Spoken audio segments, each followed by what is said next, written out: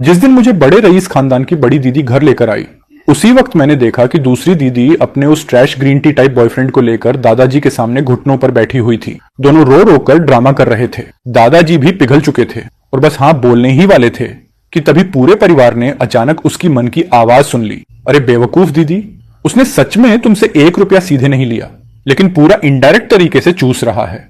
उसे कुछ खरीदना होता है तो तुरंत कोई सैड स्टेटस डाल देता है और तुम जैसी भोली लड़की फिर फंस जाती हो। हर बार कोई ना कोई बहाना बनाकर तुम खुद ही उसके लिए गिफ्ट्स लेकर पहुंच जाती हो। दूसरी दीदी हर चीज में परफेक्ट है, बस पैदा होते वक्त आईक्यू में रिचार्ज करवाना भूल गई थी। दीदी उसे अपना सच्चा प्यार समझती है, लेकिन उसकी नजरों में दीदी बस एक सब्स्टिट्यूट है, एक एटीएम मशीन। जिस दिन उसका असली प्यार वापस आएगा, सबसे पहले बलि चढ़ने वाली दीदी ही होगी। दूसरी दीदी अंदर तक हिल गई। क्या मतलब बलि चढ़ा दी जाएगी? क्या मतलब सब्स्टिट्यूट? दादाजी भी शॉक्ड थे। ये क्या मामला है? क्या ये बच्चे की इनर वॉइस है? उन्होंने चुपके से सबके रिएक्शंस देखने शुरू किए और तभी उनकी नजर अपनी सबसे काबिल पोती बड़ी दीदी पर पड़ी। दोनों दादा पोती की अंडरस्टैंडिंग कमाल की थी। बड़ी दीदी बिना एक्सप्रेशन बदले हल्का सा सिर हिलाकर इशारा कर गई। साफ था कि वो भी वही सोच चुकी थी। दोनों ने फिलहाल चुप रहकर सिचुएशन देखने का फैसला किया। उधर लड़के को कुछ समझ ही नहीं आया कि कुछ मिनटों में माहौल कितना बदल चुका है। उसने देखा कि दूसरी दीदी बार बार उसे देख रही है, लेकिन उसने ध्यान नहीं दिया। उसे लगा शायद नया लड़का देखकर क्यूरियोसिटी हो रही होगी, लेकिन उसके मन में दूसरी दीदी के लिए पूरी सिंपैथी चल रही थी। असल में वो लड़का और उसकी असली गर्लफ्रेंड दोनों मिलकर गेम खेल रहे थे। इस बार वो दूसरी दीदी के पास सिर्फ इसलिए आया था क्योंकि उसका अपनी गर्लफ्रेंड से झगड़ा हुआ था। वो दूसरी दीदी को इस्तेमाल करके उसे जेलस करना चाहता था। साथ में उसे फ्री इमोशनल सपोर्ट भी मिल रहा था। ऊपर से दीदी खूबसूरत भी थी और पैसे वाली भी। जिस दिन दोनों पैचअप कर लेंगे, सबसे पहले लात मारकर बाहर फेंकी जाने वाली दीदी ही होगी। बड़ी दीदी ये सुनकर ऑलमोस्ट कंट्रोल खो बैठी। उसने गहरी सांस ली। अगर सिर्फ पैसे का नुकसान होता तो वो मैटर नहीं करता था। उसने कई बाचान का हाथ पकड़कर दादाजी के सामने कहा, जो भी हो, बाचान ने कभी मेरी जान बचाई थी। अगर वो नहीं होता तो आज मैं भी नहीं होती। दादाजी, क्या ये किसी भी चीज से ज्यादा इंपॉर्टेंट नहीं है? दादाजी ने तिरस्कार से होंठ सिकोड़ दिए। होश में आ जाओ, पुराने जमाने खत्म हो चुके हैं। अब कोई जान बचाने के बदले शादीवाड़ी नहीं करता। वो अब भी और ताना मारते, उससे पहले ही फिर वही बेधड़क इनर वॉइस गूंज उठी। सही कहा। वैसे इस कायबा चांद ने दूसरी दीदी की जान बचाई कब थी? दादाजी जो उठने वाले थे तुरंत रुक गए। बूढ़ा लोमड़ी जैसा चालाक आदमी तुरंत क्लू पकड़ चुका था। उन्होंने कैजुअली पूछा, तुम उस कॉलेज वाले शिपरेक एक्सीडेंट की बात कर रहे हो जब वो सुनसान आइलैंड पर फंस गई थी? दूसरी दीदी भले प्यार में अंधी थी, लेकिन अब उसे भी लग गया कि दादाजी कुछ कैलकुलेट कर रहे हैं। हाँ, वही समुद्र वाला हादसा। लड़का तुरंत अपने दिमाग में मेमोरीज खंगालने लगा। अचानक उसे कुछ याद आया। ओह माय गॉड, दूसरी दीदी तो बहुत बुरी तरह फंसी हुई है। दूसरी दीदी मन ही मन सोचने लगी, अब मैं कहां फंस गई? जल्दी बताना। शायद दूसरी दीदी को अभी तक नहीं पता, उस शिप क्रैक में असल में किबाचान ने उन्हें किनारे नहीं पहुंचाया था। उस वक्त तो वो खुद अपनी जान बचाने में लगा हुआ था। दीदी को किनारे तक एक डॉल्फिन ने धक्का देकर पहुंचाया था। दूसरी दीदी को जैसे जोरदार बिजली का झटका लगा। फिर भी, लेकिन कायबा चांद ने सच में पूरे 1 दिन और 1 रात मेरी देखभाल की थी। उसने मेरे ऊपर घास की चादर भी डाली थी ताकि मुझे ठंड ना लगे। लेकिन तभी उसकी इनर वॉइस ने सीधा क्रिटिकल हिट मार दिया। देखभाल? ये तो बड़ा एग्जैजरेशन है। वो घास की चादर इसलिए नहीं डाली थी कि दीदी को गर्मी मिले, बल्कि इसीलिए कि अगर दीदी मर जाए तो बॉडी सड़कर बदबू ना करे। असल में उस पूरे दिन रात दीदी अपनी किस्मत से खुद बची रही। कायबा चांद तो बस तब वहां से गुजरा जब दीदी होश में आई ही थी। उसने मौका देखकर खुद को लाइफ सेवर बता दिया और दूसरी दीदी ने बिना सोचे उस पर पूरा भरोसा कर लिया। उसे अपना सच्चा प्यार समझ लिया और मुट्ठी भर भर के पैसे लुटाने लगी। अगर सच में एहसान चुकाना था तो ओशन प्रोटेक्शन एसोसिएशन को डोनेशन देना चाहिए था। पूरा माहौल अचानक सन्नाटे में डूब गया। कायबा चांद को समझ नहीं आया कि चेन परिवार का एटीट्यूड अचानक क्यों बदल गया, लेकिन उसके लिए तो ये अच्छी बात ही थी। उसने मुस्कुराकर कहा, देखा ना, तुम्हारे परिवार को हमारे रिलेशनशिप से कोई प्रॉब्लम नहीं है। ये तो बहुत अच्छी बात है। दूसरी दीदी अचानक बोली, अभी मुझे उस साल समुद्र में गिरने वाला हादसा याद आया। मुझे ऐसा लग रहा है जैसे मैंने सच में डॉल्फिन की परछाई देखी थी। बाचान, तुम्हें इसके बारे में कुछ याद है? उसका सवाल इतना अचानक था कि कायबा चांद तैयार ही नहीं था। उसका दिल एक पल में जोर जोर से धड़कने लगा। ये अचानक सब कैसे याद करने लगी? उसने खुद को संभालते हुए कहा, तुम्हें गलतफहमी हुई है, मुझे कुछ याद नहीं। वो शांत बनने की कोशिश कर रहा था, लेकिन उसकी घबराहट सब कुछ बता चुकी थी। दूसरी दीदी ने उसे गहराई से देखा। उसकी आवाज अचानक बर्फ जैसी ठंडी हो गई। कायबा चांद, तुम झूठ क्यों बोल रहे हो? जैसे ही अभी ये बात हुई, मुझे सब याद आ गया। उस पूरे दिन और रात में अकेली बीच पर पड़ी थी। तुमने मुझे कभी नहीं बचाया। कायबा चांद मन ही मन गाली दे बैठा। हे भगवान, दूसरी दीदी को अचानक दिमाग कैसे आ गया? और तभी लड़के की इनर वॉइस जोर से चीख उठी। ये सुनते ही दूसरी दीदी का चेहरा लगभग पूरी तरह टूट गया। कीबा चंद आधे दिन तक एक शब्द भी नहीं बोल पाया और वही उसकी सबसे बड़ी कन्फेशन बन गई। दूसरी दीदी के दिल में बची आखिरी उम्मीद भी टूटकर बिखर गई। उसने निराश होकर हाथ हिलाया। तुम जाओ, आज के बाद हम दोनों का कोई रिश्ता नहीं और कभी मुझे ढूंढने मत आना। काइबा चांद का चेहरा शर्म से लाल हो गया। उसने कभी सपने में भी नहीं सोचा था कि उसका झूठ ऐसे अचानक एक्सपोज हो जाएगा। चेन परिवार की मतलब भरी निगाहों को सहना उसके बस से बाहर हो गया। इस बार उसका मेंटेलिटी सच में टूट चुका था। वो घबराकर वहां से भाग गया। दूसरी दीदी उसका जाता हुआ पीछे का साया देखती रही, फिर चुपचाप सिर झुका लिया। वो सच में बहुत उदास लग रही थी। अब उदास मत होना, उसे फिर वही दिलासा देती इनर वॉइस सुनाई दी। पता नहीं क्यों इस बार उसका दिल थोड़ा पिघल गया और उसने लड़के की तरफ देखा। क्या ये वही छोटा भाई है जिसे अभी अभी घर लाया गया? हालांकि अभी कुछ देर पहले उसी ने उसके दिल में चाकू घोंपा था। लेकिन लोग कहते हैं ना, चाहे 99 बार फेल हो जाओ, 100वीं बार फिर उठकर कोशिश करनी चाहिए। छोड़ो, इसे तो पकड़कर टांग दो और अच्छी तरह पीटो। दादाजी ने तुरंत आंखें कसकर बंद कर ली। अबे चुप भी हो जा। उनके होंठ बेकाबू होकर फड़कने लगे। दूसरी दीदी गुस्से में लगभग बेहोश होने वाली थी। दादाजी ने खांसी की। आखिर वो उनकी दूसरी पोती थी। अगर सच में गुस्से से मर गई तो इस बूढ़े शरीर को फिर क्लीन अप करना पड़ेगा। तुम ही चेन फैन हो ना? इधर आओ। अचानक नाम लेकर बुलाए जाने पर उसे आखिर याद आया कि वो यहाँ फैमिली रिकॉग्नाइज करवाने आया है। वो तुरंत भाग कर आया। जी दादाजी। नमस्ते दादाजी। दादाजी ने गंभीरता से सिर हिलाया। चेन इंजन इतने सालों से बिजनेस वर्ल्ड में तूफान मचाने वाला आदमी था, कम बोलने वाला और रूथलेस इंसान। लेकिन बुढ़ापे में अचानक एक पोता निकल आया। अब उसे खुद समझ नहीं आ रहा था कि उसके साथ कैसे बिहेव करे। हालांकि पहले से करवाई गई इन्वेस्टिगेशन के हिसाब से एक बात तो क्लियर थी। सबसे पहले लड़के को पैसे की कमी नहीं होनी चाहिए, वरना भविष्य में सिर्फ कुछ पैसों के लिए उसे झुकना पड़ सकता है। ये सोचकर दादाजी ने अपनी छड़ी ठकठकाई। उन्हें घुमा फिराकर बात करना पसंद नहीं था, इसलिए सीधा मुद्दे पर आ गए। पहली बात, घर वापस आने पर तुम्हारा स्वागत है। दूसरी बात, अब जब तुम चैन परिवार में लौट आए हो तो तुम्हें कुछ रूल्स फॉलो करने होंगे। Rule number 1। उसे अचानक लगा जैसे वो घर नहीं बल्कि फिर से स्कूल आ गया हो। दादाजी कहीं सेलिब्रिटी नहीं, टीचर तो नहीं थे, या फिर सारे लीडर्स ऐसे ही भाषण देते हैं। अगर आगे जाकर बाहर काम करना पड़ा तो कहीं मीटिंग में ही सो ना जाऊं। कितना बोरिंग है। दादाजी ने यह सुनते ही आलस भरी नजर उससे मिलाई। लड़का बाहर से सीधा साधा बैठा था, इसलिए उन्हें कुछ शक नहीं हुआ। वो मुंह में रूल्स बड़बड़ाते रहे, लेकिन उन्हें क्या पता था कि इंसान जब बहुत फ्री हो जाता है तो कैसी कैसी फालतू बातें सोचता है। जैसे अभी लड़का दादाजी को ऊपर से नीचे तक स्कैन कर रहा था। धीरे धीरे उसकी नजर दादाजी के बाईं हाथ के निशान पर जाकर रुकी। कुछ लोग बुढ़ापे में बहुत रिस्पेक्टेबल लगते हैं, लेकिन जवानी में वही लोग प्यार के लिए जान देने वाले वॉरियर हुआ करते थे। ये सुनते ही बड़ी और दूसरी दीदी, जो दादाजी के एंडलेस लेक्चर से बचने के लिए स्टेल्थ मोड में निकलने वाली थी, अचानक फ्रीज हो गई। लड़का अब भी बिना कुछ नोटिस किए फोन स्क्रॉल कर रहा था। दादाजी गांव से थे। दादी उनकी बचपन की चाइल्डहुड स्वीट हार्ट थी। दोनों साथ बड़े हुए थे। एक बार दादी के बर्थडे पर वो खेत में धान काट रही थी। दादाजी को पता चला तो उन्होंने रोमांटिक बनने के लिए बहुत सारे फूल तोड़े और उन्हें देने चले गए। चलो पहले तुम्हें 50 लाख पॉकेट मनी दे देता हूँ, इसे वेलकम गिफ्ट समझो, जो मन करे उस पर खर्च करना। दादाजी अचानक ऊंची आवाज में बोले। इतनी बड़ी रकम सुनते ही लड़के की पूरी बॉडी जैसे रुपए के निशान में बदल गई। दादाजी, आप सिर्फ मेरे असली दादाजी नहीं, आप तो मेरे भगवान हो। दादाजी बाहर से पहाड़ जैसे शांत दिख रहे थे, लेकिन अंदर से पसीना छूट चुका था। बस थोड़ा सा, सिर्फ थोड़ा सा, और ये लड़का अभी उनका पूरा लव हिस्ट्री खोल देता। थोड़ी दूर खड़ी बड़ी और दूसरी दीदी ये देखकर अंदर से टूट गई। आगे क्या हुआ, जल्दी बोलना। बिना फेस दिखाए यूट्यूब से 1 लाख प्लस रुपए महीना कमाना चाहते हो? मैंने जो कुछ सीखा और अप्लाई किया सब इस ई बुक में स्टेप बाय स्टेप शेयर किया है। लिंक डिस्क्रिप्शन और पिन कमेंट में है। क्या सिर्फ 50 लाख से चुप हो गया? ऐसे बिहेव कर रहा है जैसे हमने कभी पैसे दिए ही ना हो। इतने थोड़े पैसों में ही दिल हिल गया। सच में बहुत वीक है। इसे बाहर दुनिया दिखानी पड़ेगी। दादाजी ने सक्सेसफुली 50 लाख देकर उसकी इनर वॉइस को वहीं क्रेडल में दबा दिया। अब उन्होंने तय किया कि लड़के को हमेशा किसी काम में बिजी रखना पड़ेगा, वरना खाली बैठकर वो फिर उनकी पुरानी लव स्टोरीज खोदने लगेगा। सच कहें तो दादाजी खुद बहुत क्यूरियस थे। आखिर इस लड़के को इतनी सीक्रेट बातें पता कहां से चलती हैं, यहां तक कि उनकी एम्बेरसिंग ब्लैक हिस्ट्री भी। इस लड़के का मुंह, सच में इसे प्यार भी करूं या पीटूं भी समझ नहीं आता। फिलहाल उन्होंने ये बात साइड में रख दी। बड़ों से मिली गाइड के हिसाब से उन्होंने अपने छोटे नोटबुक में बाकायदा बच्चों को संभालने का मैनुअल लिखा हुआ था। उस मैनुअल के रूल नंबर 2 के मुताबिक जब बच्चे के पास पैसा आ जाए तो उसे हर तरह की खूबसूरत लड़कियां दिखानी चाहिए, अपर क्लास से लेकर नॉर्मल तक सब, ताकि भविष्य में किसी गली मोहल्ले की चालाक लड़की उसे बेवकूफ बनाकर ना ले जाए। और आज उसके लिए परफेक्ट मौका था। दादाजी ने अपनी सबसे भरोसेमंद पोती बड़ी दीदी की तरफ देखा। आज दोपहर तुम्हें कंपनी जाना है ना, इसे भी साथ ले जाओ। बड़ी दीदी तो पहले से ही उसे बाहर की दुनिया दिखाने का सोच रही थी, इसलिए उसे कोई दिक्कत नहीं हुई। उसने उसकी तरफ देखकर पूछा, तुम यहीं रुकना चाहते हो या फिर मेरे साथ कंपनी चलोगे? ये लोग आखिर पकाना क्या चाहते हैं?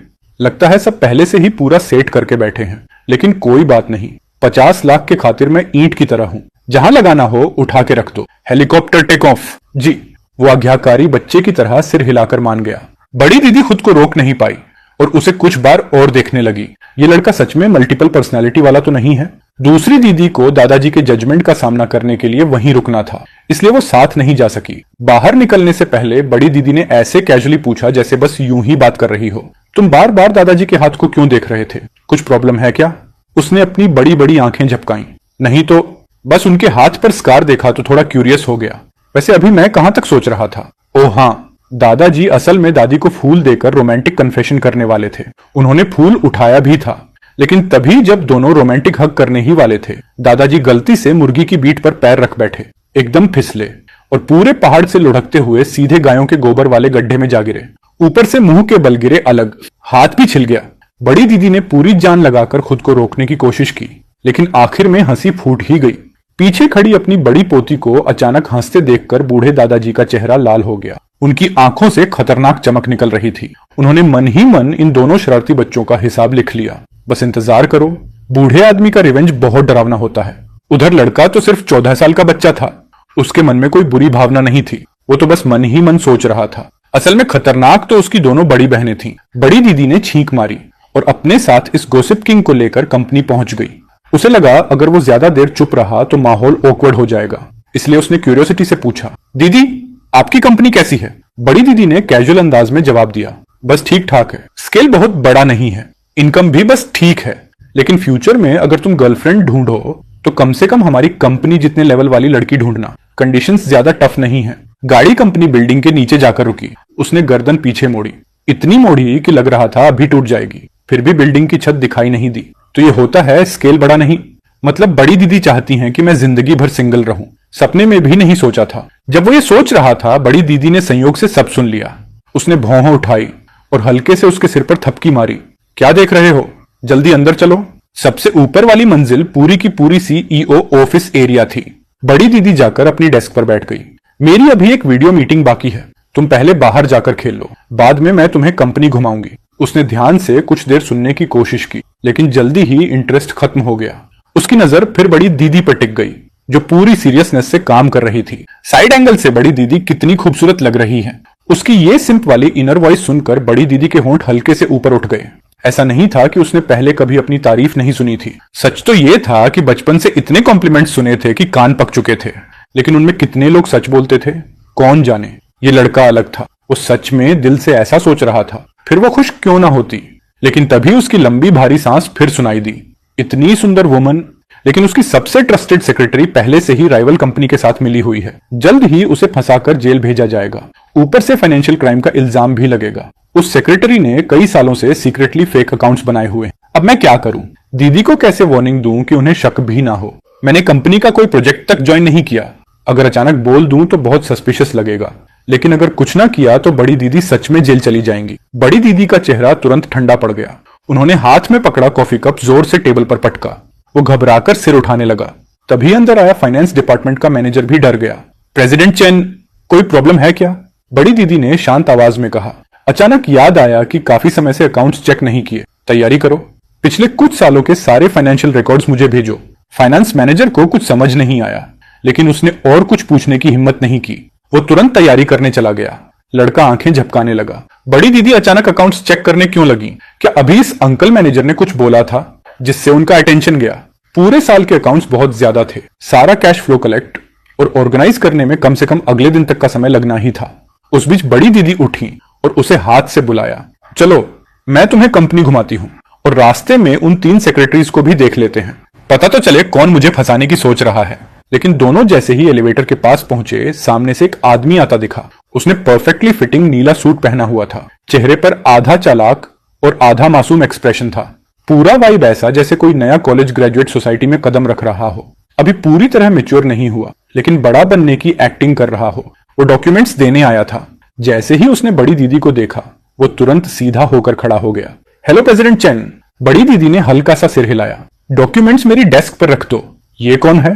कुछ जाना पहचाना सा लग रहा है। जैसे ही बड़ी दीदी ने उसकी फैमिलियर इनर वॉइस सुनी, वो मुड़कर देखने लगी। उन्होंने देखा कि वो बिना पलक झपकाए जोली को घूर रहा था। उनकी भौहें अनजाने में सिकुड़ गईं। जोली एक अनाथ था जिसे दादाजी की चैरिटी सपोर्ट करती थी। यहां तक कि जब बड़ी दीदी ने यूनिवर्सिटी ज्वाइन की और चेन ग्रुप संभाल लिया, तब भी उन्होंने उसकी मदद बंद नहीं की। कुछ साल पहले तो उसे विदेश पढ़ने भी भेजा था। फिर पिछले साल ग्रेजुएशन के बाद उसे वापस बुलाकर अपने ट्रस्टेड एड की तरह ट्रेन किया। क्या वही मुझे धोखा देगा? नहीं, ऐसा नहीं हो सकता। सिर्फ 1 मिनट के अंदर बड़ी दीदी के दिमाग में काउंटलेस कॉन्स्पिरेसी थ्योरीज घूम गईं, लेकिन बाहर से वो बिल्कुल काम रही। उन्होंने परिचय करवाया। ये जोली है, मेरा सेक्रेटरी।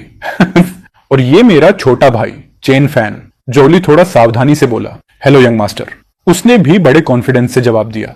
जोली मन ही मन सोचने लगा, वाकई रिच फैमिली का यंग मास्टर है। लेकिन उसे क्या पता था कि उसका नाम सुनते ही लड़के के दिमाग में 10,000 घोड़े दौड़ पड़े थे। जोली, वही फ्यूचर वाला ऑफिस एलीट जो बड़ी दीदी के जेल से निकलने के बाद भी पूरी लॉयल्टी से उनके साथ रहा, जो उनके लिए जान देने तक को तैयार था, जो रिवेंज लेने के लिए उनका सबसे भरोसेमंद आदमी बन गया था। लेकिन अभी ये इतना बिखरा हुआ क्यों दिख रहा है?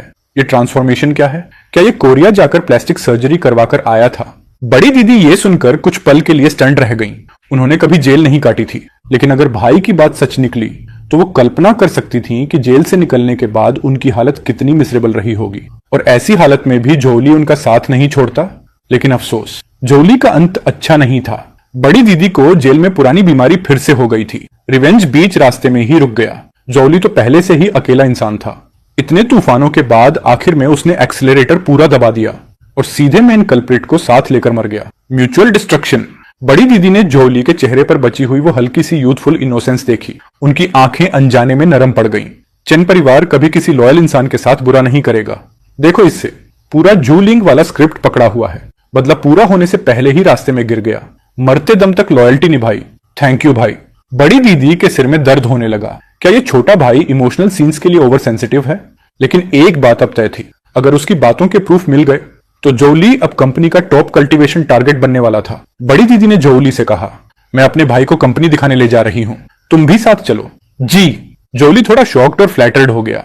आमतौर पर यह काम सेक्रेटरी डिपार्टमेंट संभालता था। चेन ग्रुप का बिजनेस बहुत बड़ा था। बड़ी दीदी जानबूझकर उसे लीगल डिपार्टमेंट में ले गई ताकि वो असली एलिट्स देख सके।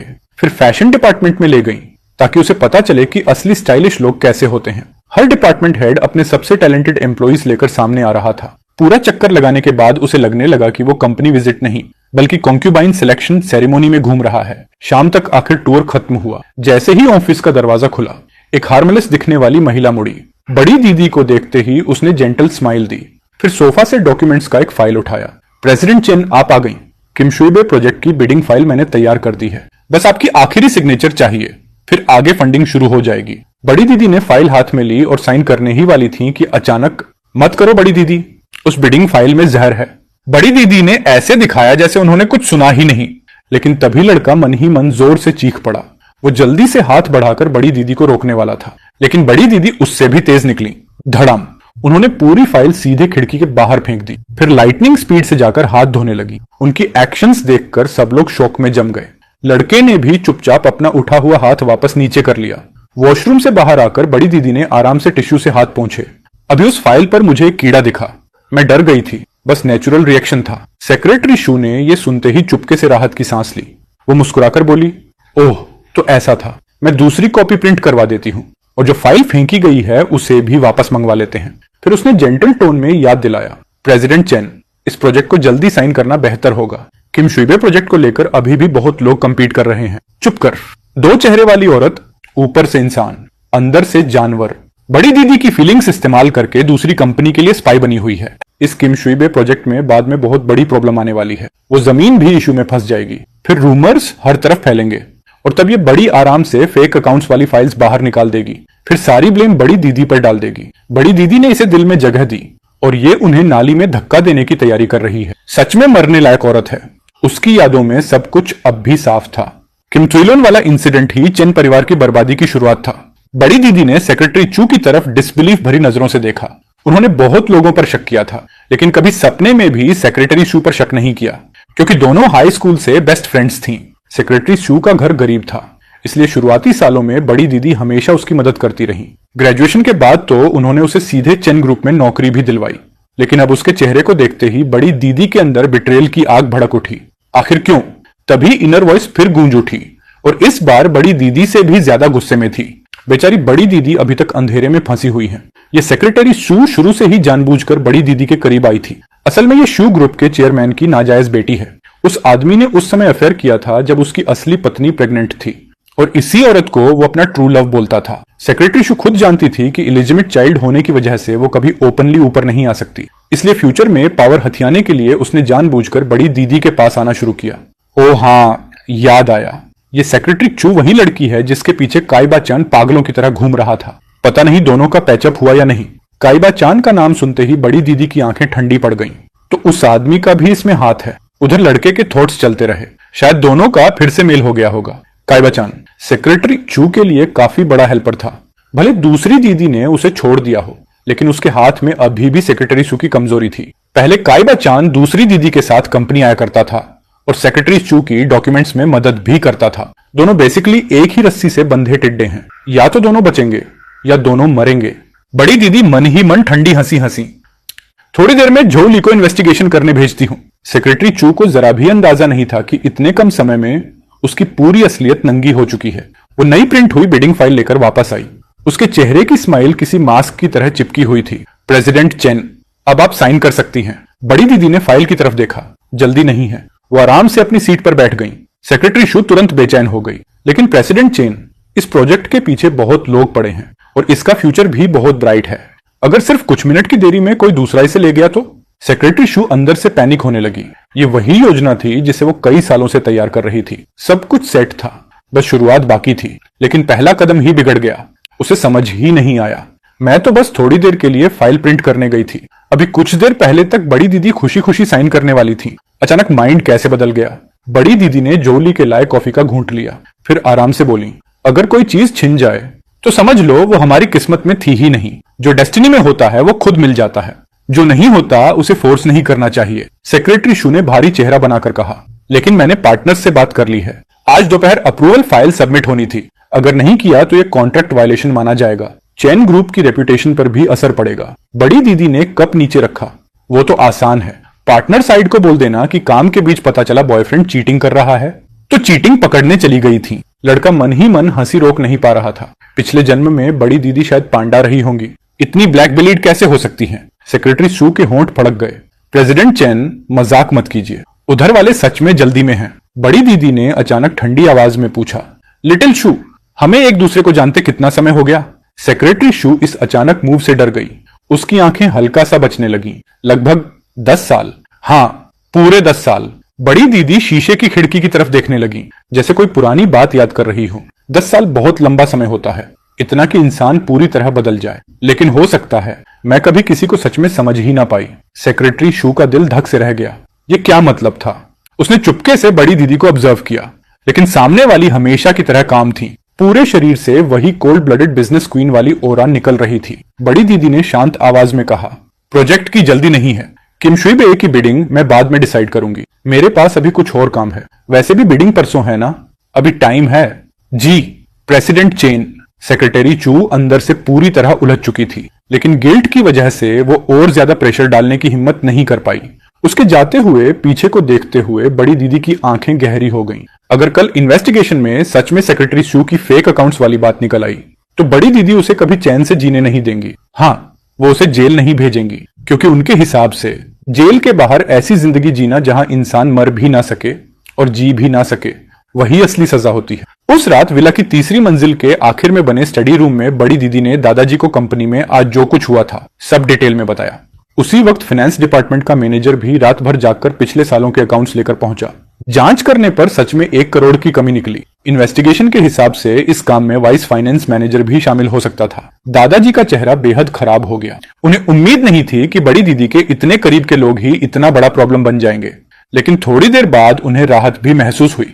अच्छा हुआ आज अचानक उनके दिमाग में आइडिया आया और उन्होंने लड़के को बड़ी दीदी के साथ कंपनी भेज दिया, वरना आगे क्या होता वो सोच भी नहीं सकते थे। क्या ये बूढ़ा शरीर इतना बड़ा झटका सह पाता?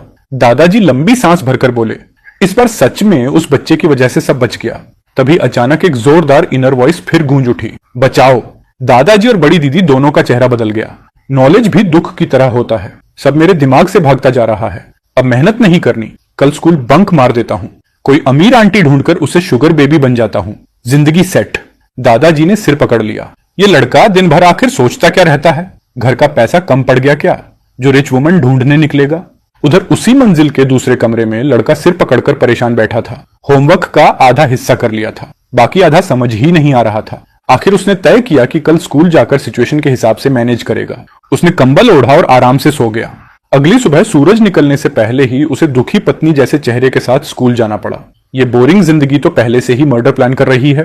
वो मुंह फुलाकर बंद मुंह में ठूंस रहा था। बस कर शिकायतें। दादाजी ने उसके हाथ में दूध का गिलास पकड़ा दिया, फिर चिंता से बोले, तुम्हारी 5वीं बहन भी उसी स्कूल में पढ़ती है, क्लास 11 में है, नाम है चेन जियांग। अगर कुछ हो तो उसी के पास जाना। वो ब्लैंक होकर उन्हें देखने लगा, दिमाग पूरी तरह खाली। दादाजी अब भी बगल में खड़े मूंछें फुलाए घूर रहे थे। ये बदमाश लड़का हर बार आधी बात बोलकर रुक जाता है। हिम्मत है तो बाकी भी बोल। लेकिन इससे पहले कि दादाजी उसे उकसाते, ड्राइवर अंदर आ गया। वही रोज उसे स्कूल छोड़ने ले जाता था। यंग मास्टर तैयार हो गए? अब नहीं निकले तो लेट हो जाएगा। आ रहा हूं। दादाजी सच में उसे पकड़कर पूछताछ करना चाहते थे कि आखिर वो किस बात को छिपा रहा है, लेकिन वो सिर्फ हेल्पलेस होकर उसे भागते हुए देख पाए। जैसे ही मेन गेट बंद हुआ, दादाजी नीचे नाश्ता करने आती बड़ी दीदी पर चिल्लाए, फौरन 5वीं लड़की को कांटेक्ट करो। आज वो जहां भी जाए चेन फैन को साथ लेकर जाए। 30 मिनट बाद वो देश के सबसे famous private noble high school पहुंच चुका था। यहाँ पढ़ने वाले बच्चे या तो बहुत अमीर थे या बहुत पावरफुल। हर साल काउंटलेस पेरेंट्स अपने बच्चों को यहाँ भेजने के लिए टूट पड़ते थे।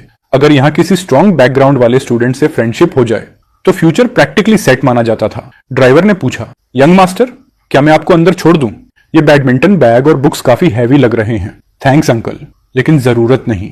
उसने हाथ हिलाया और बैडमिंटन बैग उठाया। बैग के अंदर से मेटल टकराने की आवाज आई। कुछ सेकंड दोनों चुप हो गए।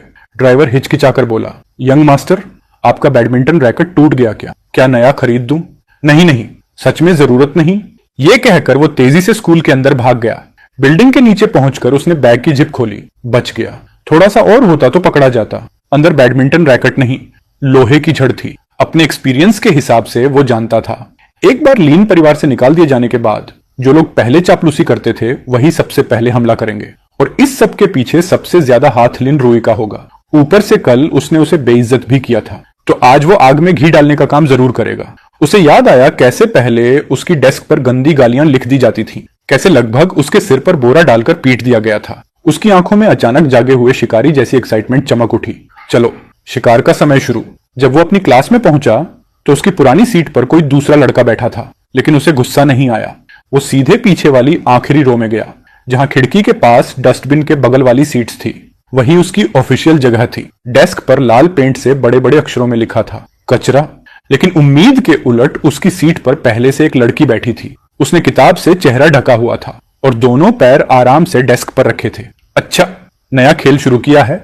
उसने भौं उठाई। क्लासरूम की अजीब खामोशी पर उसने ध्यान तक नहीं दिया, क्योंकि जब भी पूरी क्लास तमाशा देखने बैठती थी माहौल हमेशा ऐसा ही होता था। आवाज सुनकर लड़की ने धीरे से किताब नीचे की, आलसी और बेपरवाह आवाज में बोली, आ गए।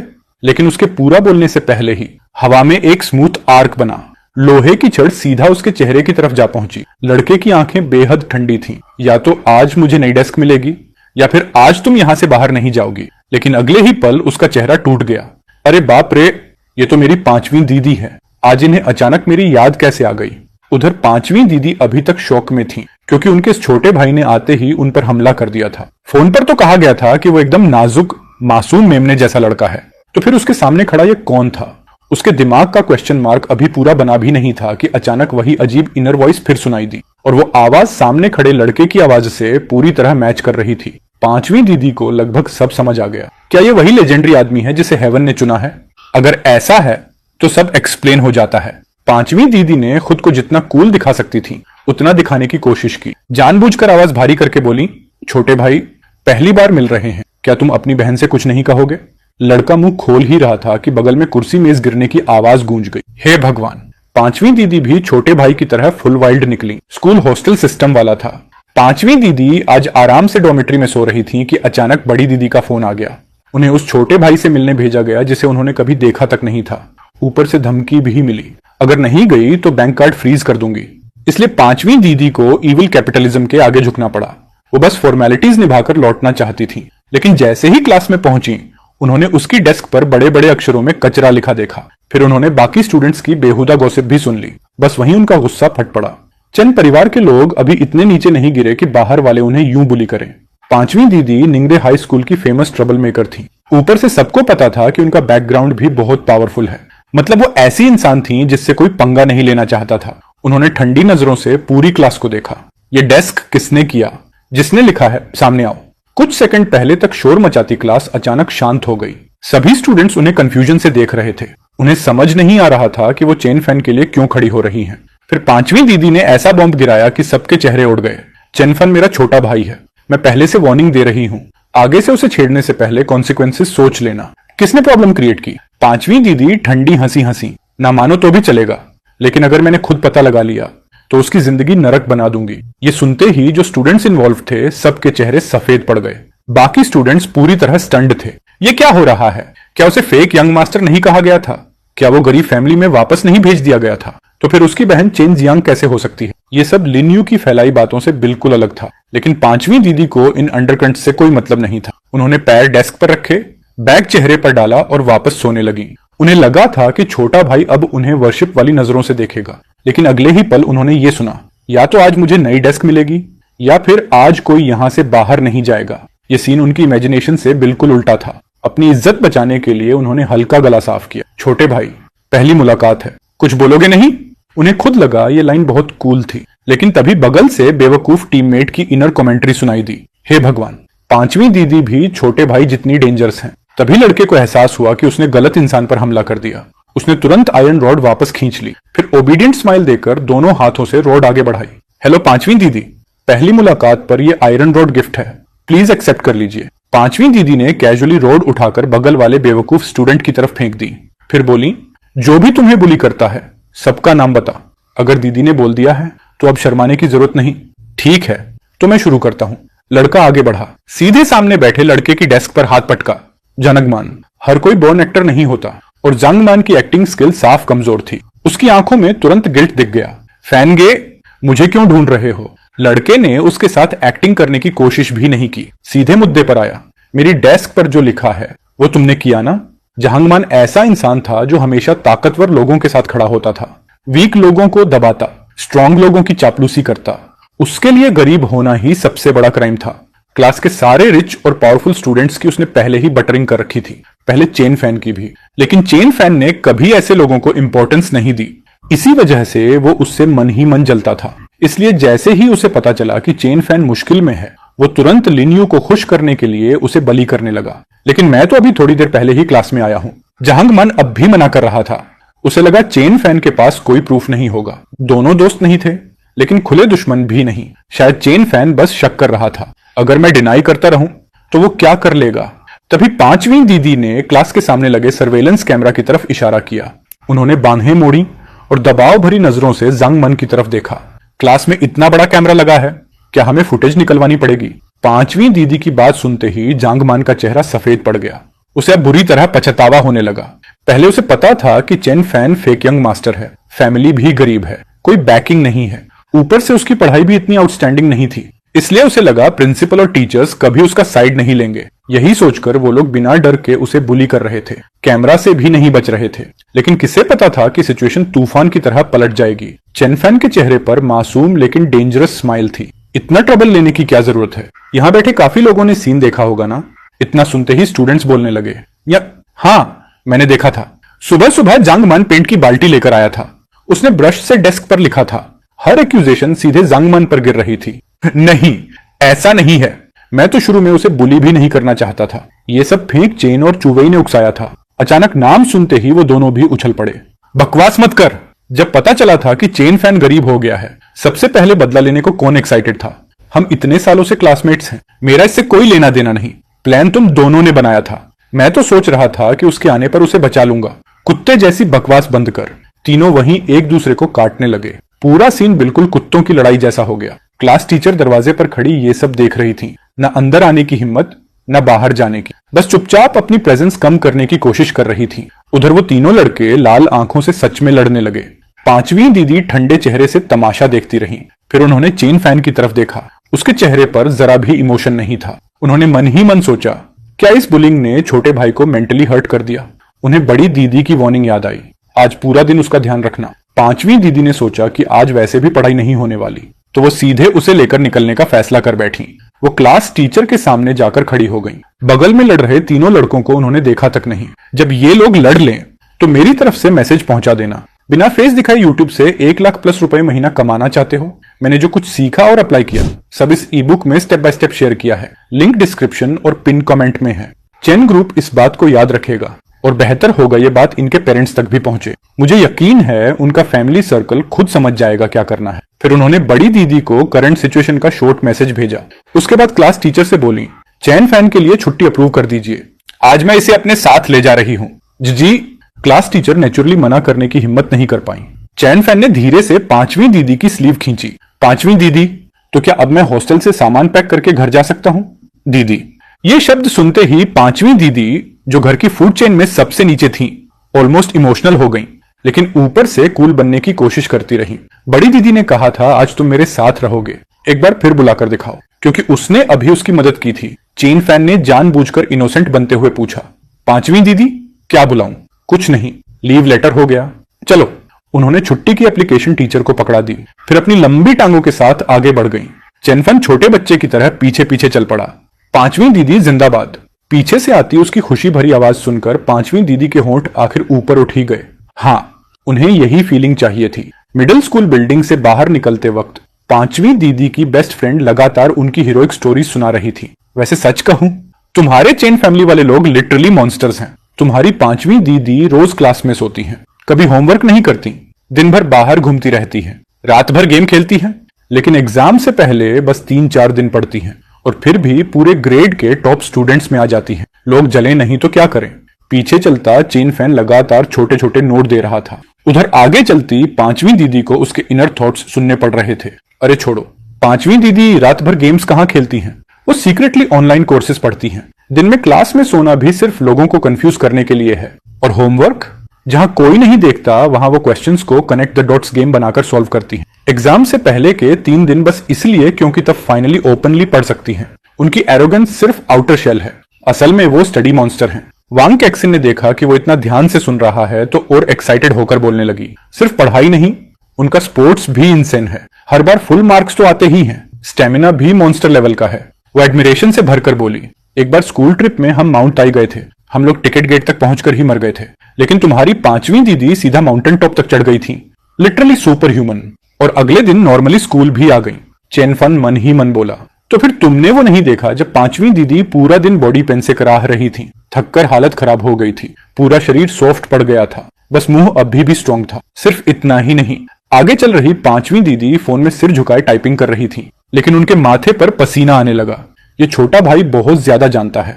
उन्हें उम्मीद नहीं थी कि नॉर्मली बिजी रहने वाली बड़ी दीदी आज इतनी जल्दी रिप्लाई करेंगी। मैसेज भेजते ही तुरंत जवाब आ गया। तभी उन्हें पता चला वो अकेली नहीं थी जिन्हें लाइट ने चुना था। ये लाइट तो पूरे फैमिली पर पड़ चुकी थी। बड़ी दीदी ने उन्हें खास वार्निंग दी, ये बात सीक्रेट रखना और सारे चैट मैसेजेस डिलीट कर देना। जहां तक उस लड़के के मिस्टीरियस इंफॉर्मेशन सोर्स की बात थी, पूछने की हिम्मत बड़ी दीदी में भी नहीं थी और पांचवी दीदी में भी नहीं। सिस्टर, तू बस ये मान ले कि हमारा छोटा भाई कोई फरिश्ता बन के धरती पर उतरा है, हम जैसे आम इंसानों को बचाने के लिए आया है बस। दीदी, आप सच में सीरियस हो? आप इतनी फनी कब से हो गई? मैं सिर्फ फनी ही नहीं हूँ, लोगों की धुलाई करना भी आता है मुझे। अपने छोटे भाई का अच्छे से ख्याल रखना। इस महीने तेरी पॉकेट मनी बढ़ा दूंगी, और अगर मेरे भाई को जरा भी दुख या बेइज्जती झेलनी पड़ी ना, तो उसका अंजाम क्या होगा ये तू जानना भी नहीं चाहेगी। पांचवी दीदी मन ही मन सोचने लगी, ट्रनफार्म को घर लौटे अभी पूरा 1 दिन भी नहीं हुआ। आखिर खानदान में वापस अपनाया किसे गया है, उसे या मुझे? उसे लगा शायद सिर्फ बड़ी दीदी ही ऐसा बिहेव कर रही है, इसलिए उसने चैट का स्क्रीनशॉट निकालकर दादाजी को भेज दिया। सोचा थोड़ा शिकायत कर दे, लेकिन दादाजी ने देखते ही जवाब भेज दिया, तुम्हारी बड़ी दीदी बिल्कुल सही कह रही है, अपने छोटे भाई के साथ नरमी से पेश आना, कोई खराब इमेज मत बनाना, नहीं तो। पांचवी दीदी तो 2 लाइन पढ़ते ही सुन्न पड़ गई। चाहे मुझे कितनी भी मीठी बातें सुनने को मिल जाएं, फिर भी मैं कभी बड़ी दीदी और दादाजी जैसी नहीं बन सकती। तभी दूर से सीटी की आवाज सुनाई दी। अरे ये तो ट्रांसयांग नहीं है। पता नहीं आज रात के मुकाबले की तैयारी ठीक से की या नहीं। बोलने का तरीका ऊपर से बड़ा सभ्य था, लेकिन अंदर छुपा ताना और मजाक साफ महसूस हो रहा था। ये आवाज सुनते ही पांचवी दीदी और वोंग खाहान दोनों का चेहरा उतर गया। पीछे मुड़कर देखा तो एक लड़की खड़ी थी जिसने चमकीले सुनहरे बाल रंग रखे थे। उसके बालों से लेकर पैर तक बस एक ही चीज झलक रही थी, घमंड और बदतमीज एटीट्यूड। ट्रंग्यांग, कुछ दिन नहीं मिले और तू इतनी परेशान करने वाली कैसे हो गई? अब बच्चों की आया बनने लगी क्या? किससे बच्चा संभालना बोल रही है तू? पांचवी दीदी गुस्से में जवाब देने ही वाली थी कि पीछे से ताने से भरी आवाज आई। ये किस घर का पागल कुत्ता खुला घूम रहा है? इतना घमंड! क्या एनिमल प्रोटेक्शन एसोसिएशन इसका सपोर्ट कर रही है? पांचवी दीदी सीधा हंस पड़ी। उसकी नजर लू न्हुयेन पर जा टिकी। उसके सिर के चमकीले पीले बाल सच में बहुत अजीब और भड़कीले लग रहे थे। लू न्हुयेन ने आदतन हाथ उठाकर अपने बाल छुए, फिर उसका चेहरा काला पड़ गया, शर्म और गुस्से से। तू कौन है बे? ये मेरा छोटा भाई है। पांचवी दीदी तुरंत उसके सामने आकर खड़ी हो गई और चेतावनी दी, जुबान संभाल के बात कर। वैसे लू न्हुयेन की पांचवी दीदी से कभी नहीं बनती थी, लेकिन वो इतनी भी नीचे नहीं गिरी थी कि किसी बच्चे को तंग करे। ऊपर से अभी उसने जो बोला था वो सच में थोड़ा ज्यादा हो गया था। उसने ठंडी आवाज में हूं किया और बात को वहीं खत्म कर दिया। फिर मुस्कुराकर पांचवी दीदी की तरफ देखा। हमारी शर्त वाली बात तू भूली तो नहीं? उम्मीद है जब तू बुरी तरह हारेगी तब भी तेरी जुबान अब भी जितनी सख्त है उतनी ही रहे। भूलूंगी क्यों? यही बात मैं भी तुझे वापस कहना चाहती हूँ। पांचवी दीदी एक कदम भी पीछे नहीं हटी। ट्रांसफॉर्म, क्या हुआ तुम्हें? पीछे से वोंग खाहान की आवाज सुनकर पांचवी दीदी ने हैरानी से पीछे देखा। तभी उसने देखा कि लड़का बिना पलक झपकाए जाते हुए लू न्हुयेन की पीठ को घूर रहा था। वो थोड़ी देर के लिए रुक गई, फिर उसे अपनी उस जानी दुश्मन का खूबसूरत चेहरा याद आया और उसकी आंखें सदमे से फैल गईं। मेरा छोटा भाई कहीं उस पीले बालों वाली लड़की पर फिदा तो नहीं हो गया? वो अभी लू न्हुयेन की इमेज खराब करने के लिए कुछ बुराई करने ही वाली थी कि तभी उसने मन ही मन उसकी गाली सुन ली। साला, वो बड़ी होकर वाली सिस्टर लियू यही थी। इन लड़कियों को होता क्या है? 17 साल की होते ही सबको कोरिया जाकर प्लास्टिक सर्जरी करवानी जरूरी लगती है क्या? या फिर 18 की उम्र में खुद ब खुद ट्रांसफॉर्मेशन हो जाता है? हालांकि उसने पांचवी दीदी से पहले भी सुना था कि स्कूल टाइम में सिस्टर लियू उसकी जानी दुश्मन थी। मतलब जैसे ही दोनों मिलती थीं, सीधा बहस शुरू हो जाती थी। लेकिन उसने कभी नहीं सोचा था कि सिस्टर लियू का भी ऐसा घमंडी और उछलता कूदता दौर रहा होगा। वो दूर जाती हुई उसकी परछाई को घूरता रहा, फिर हल्के से सिर हिलाया।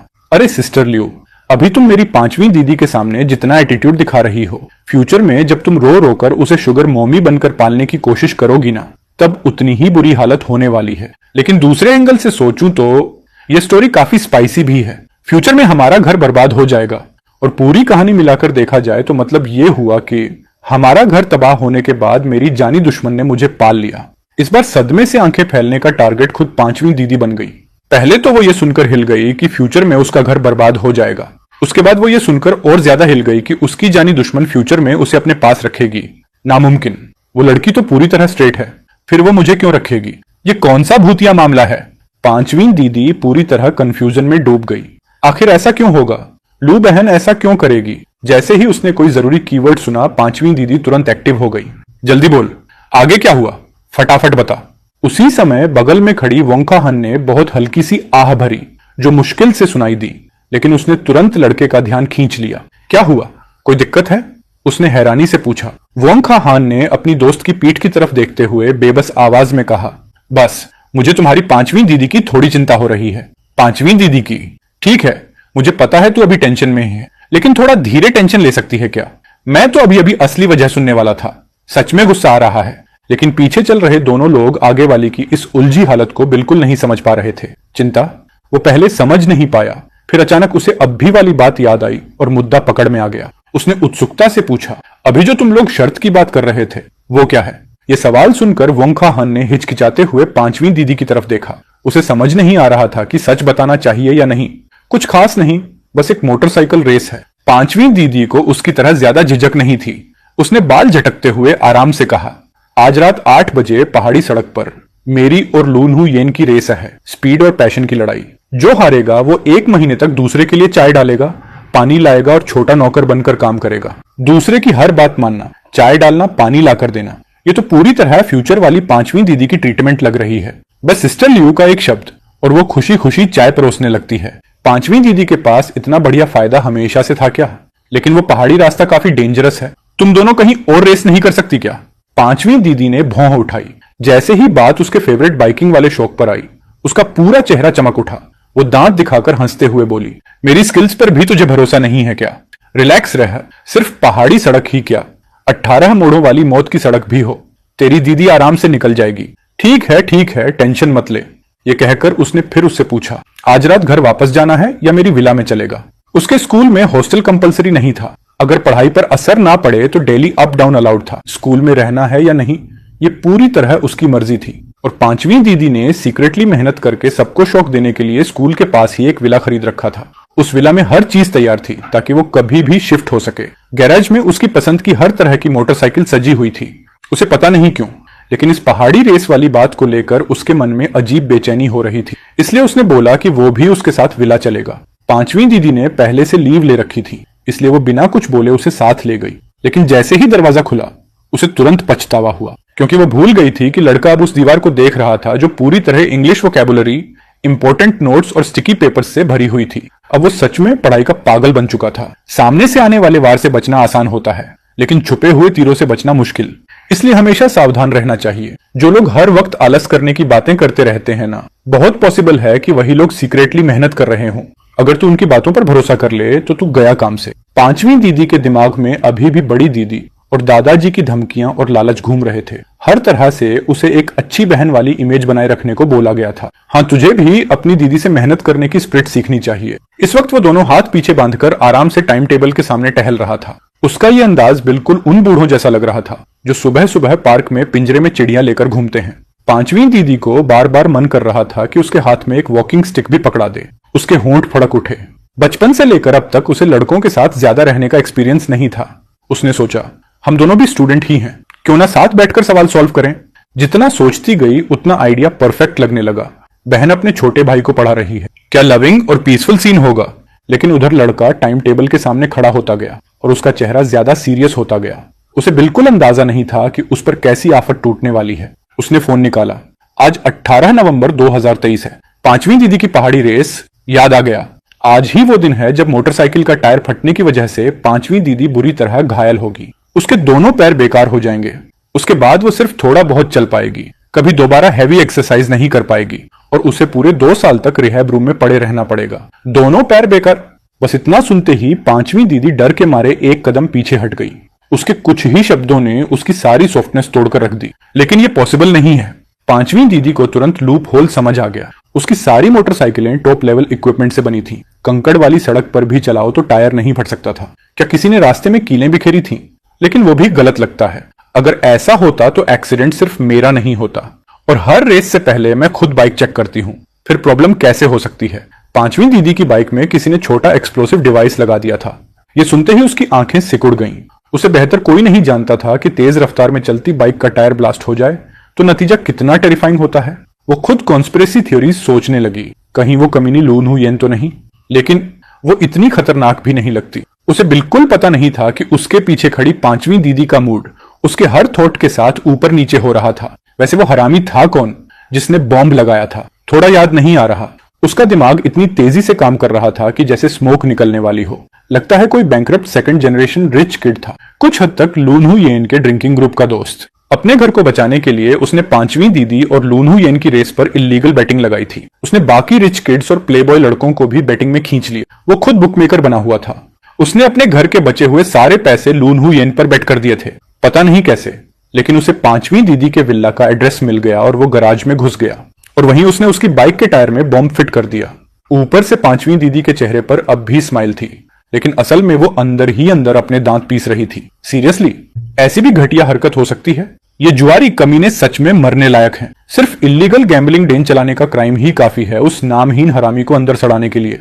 उस हरामी को उसके किए की पूरी सजा मिलनी चाहिए। पुलिस बुलानी पड़ेगी। पांचवी दीदी चुपचाप अपने दिमाग में प्लान बनाने लगी। जब पुलिस उस कमीने को पकड़ेगी ना, तब मैं खुद जाकर ल्यूनू येन का मजाक उड़ाऊंगी। पूछूंगी उससे कि आखिर वो किस तरह के भूत प्रेत जैसे लोगों के साथ घूमती है। और इसी घटना की वजह से जब लूनहू येन को बाद में पूरा सच पता चला, तब से वो हमेशा पांचवी दीदी के एक्सीडेंट को लेकर गिल्टी फील करती रही। यहां तक कि बाद में जब हमारा परिवार बर्बाद हो गया, तब भी वो पांचवी दीदी को छोड़कर नहीं गई। उसने तो यहां तक बोल दिया था कि वो पांचवी दीदी को खुद पाल सकती है। आखिर पांचवी दीदी की ये हालत भी उसी बैटिंग रेस की वजह से हुई थी जो शुरू में उसी ने निकाली थी। अगर वो रेस ना होती तो शायद ये सब कभी नहीं होता। बस अफसोस ये है कि पांचवी दीदी के 100 किलो शरीर में से 99 किलो तो रिबेलियन भरा पड़ा है। कुछ भी हो जाए, वो कभी मानती ही नहीं थी कि कोई उसे पाल पोस कर रखे। सच में थोड़ा दुखद है। ये छोटा भाई फिर कैसी अजीबोगरीब बातें सोचने लगा। पांचवी दीदी ने मन ही मन होंठ भींचे। चलो, उस लुलु येन में अभी भी थोड़ी इंसानियत बची है, इसी वजह से इस बार उसे छोड़ देती हूँ, उसका मजाक नहीं उड़ाऊंगी। ऐसा सोचते ही वो खुद अपनी ही महानता से इंप्रेस हो गई। दुनिया में मेरे जैसी दयालु और ब्रॉड माइंडेड इंसान आखिर हो भी कैसे सकती है। उधर अचानक लड़के के दिमाग में एक आइडिया आया। वो मुड़कर पांचवी दीदी की तरफ चमकती स्माइल के साथ बोला, पांचवी दीदी, क्या आप मुझे अपनी मोटरसाइकिल दिखा सकती हो? मैंने आज तक कभी बाइक नहीं देखी, थोड़ा देखना चाहता हूं। लेकिन अंदर ही अंदर वो सोच रहा था, सपने देख। ये बात मैं सीधे पांचवी दीदी को नहीं बता सकता, मुझे खुद ही एक्शन लेना पड़ेगा। पहले गराज का पूरा लेआउट समझ लेता हूं, फिर कैजुअली पूछूंगा कि आज रात वो कौन सी बाइक लेकर रेस करेगी। साथ में टायर के स्पेक्स भी पूछ लूंगा। पांचवी दीदी देखने में ऐसी लगती है जो छोटे बच्चों को आसानी से खुला छोड़ देती होगी। फिर मैं कोई बहाना मारकर क्वाइटली निकल जाऊंगा। सबसे पहले मेडिकल स्टोर जाकर स्ट्रॉन्ग स्लीपिंग पिल्स खरीदूंगा, फिर उसी मॉडल के नए टायर्स खरीद लूंगा। जब पांचवी दीदी गहरी नींद में होगी तब क्वाइटली टायर्स बदल दूंगा। अपने दिमाग में पूरा प्लान बनाकर वो खुद अपनी सीक्रेट मेहनत से शॉक्ड हो गया। कमाल है, मेरा प्लान तो परफेक्ट है, बस एक प्रॉब्लम है, मैंने जिंदगी में कभी मोटरसाइकिल रिपेयर नहीं की। लेकिन कोई बात नहीं, हर चीज पहली बार होती है। साइकिल तो ठीक की है पहले, प्रिंसिपल शायद सेम ही होगा। पांचवी दीदी मन ही मन चिल्लाई, अरे बेवकूफ, दोनों चीजों में जमीन आसमान का फर्क है। लेकिन उसे ऐसा देखकर उसने मना नहीं किया। ऑफ कोर्स दिखाऊंगी, लेकिन थोड़ा वेट करना। वो जल्दी से एक कमरे में घुस गई। फोन पर थोड़ी देर बात करने के बाद जब बाहर आई तो उसके हाथ में बड़ा सा टूल बॉक्स था। पांचवी दीदी मुस्कुराते हुए बोली, छोटे भाई, क्या तू अपनी दीदी को बाइक खोलते हुए देखना चाहता है? तेरे लिए तेरी पांचवी दीदी पूरी बाइक खोलकर फिर से असेंबल भी कर देगी। पार्ट से लेकर टायर्स तक सब डिटेल में दिखाऊंगी। ये खुशी इतनी अचानक आई कि लड़का कुछ पल के लिए स्टंड रह गया। उसे एहसास हुआ कि उसका पुराना प्लान अब पूरा कैंसिल किया जा सकता है। इतनी मेहनत करने की जरूरत नहीं है क्या? बिल्कुल नहीं। पांचवी दीदी ने फोन हिलाते हुए हंसकर कहा, मैंने मैन्युफैक्चरर को ऑलरेडी कॉल कर दिया है, एकदम नए टॉप लेवल पार्ट्स अभी आते ही होंगे, फिर तुझे लाइव डेमो दूंगी। दीदी, आपका प्यार बहुत भारी पड़ रहा है, तू बस साइड में खड़े होकर देख, खुद को मत थकाना। पांचवी दीदी ने खुद ही सब करने का फैसला किया। 1 घंटे से भी कम वक्त में चमचमाते नए पार्ट्स पहुंच गए। उसके एक हाथ में टूल बॉक्स था, दूसरे हाथ में नए टायर्स। दोनों साथ में विला के बगल वाले गराज में पहुंचे। जैसे ही शटर खुला, अंदर एक से बढ़कर एक कूल मोटरसाइकिल्स की लाइन दिखाई दी। लाल, हरी, नीली, पीली, गुलाबी, काली, हर तरह की शानदार बाइक्स वहां खड़ी थीं। आखिर में पांचवी दीदी एक चमकदार लाल मोटरसाइकिल के सामने रुक गई। उसने हाथ हिलाकर उसे बुलाया, इधर आ, आज रात मैं यही बाइक लेकर जाऊंगी। वो पास जाकर देखने लगा। स्मूथ बॉडी, शानदार कर्व्स, कितनी कूल है। ऑफ कोर्स, ये मेरी सबसे फेवरेट मास्टरपीस है। जैसे ही पांचवी दीदी मोटरसाइकिल की बात करने लगी, उसका पूरा चेहरा चमक उठा। शुरुआत में वो सिर्फ बेसिक स्ट्रक्चर समझाने वाली थी, आखिर उसका मेन पर्पस तो टायर बदलना ही था। लेकिन जब उसने देखा कि लड़का उसे सीक्रेटली जज नहीं कर रहा, बल्कि बहुत ध्यान से सुन रहा है, तो वो और एक्साइटेड हो गई। उसने उसे पास खींच लिया और एक एक पार्ट का इंट्रोडक्शन देने लगी। आखिर जब आखिरी टायर बदलने की बारी आई, तब जाकर उसकी बातें रुकी। उसने उससे कुछ छुपाया नहीं, पुराना टायर उसके सामने ही निकाला, फिर उसे साइड में रखकर छोटे नाइफ से अंदर की लेयर काट दी। उसे मोटरसाइकिल्स की ज्यादा नॉलेज नहीं थी, इसलिए उसे लगा ये नॉर्मल प्रोसेस है। लेकिन अगले ही पल दोनों एकदम सीरियस हो गए। जब पांचवी दीदी के ग्लव्स पहने हाथ को टायर के अंदर कोई गोल चीज महसूस हुई, उसकी आंखें अचानक सिकुड़ गईं।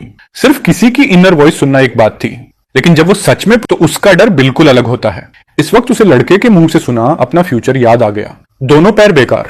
बस ये सोचते ही उसके पूरे शरीर में बर्फ जैसी ठंडक दौड़ गई। तो इस वीडियो को देखने के लिए आपका बहुत बहुत शुक्रिया। प्लीज इस वीडियो को लाइक और शेयर जरूर करें। तो प्लीज इस वीडियो को अपना पूरा सपोर्ट दें और ऐसी ही नई नई स्टोरीज के लिए चैनल को अभी सब्सक्राइब कर लें। मिलते हैं अगले वीडियो में।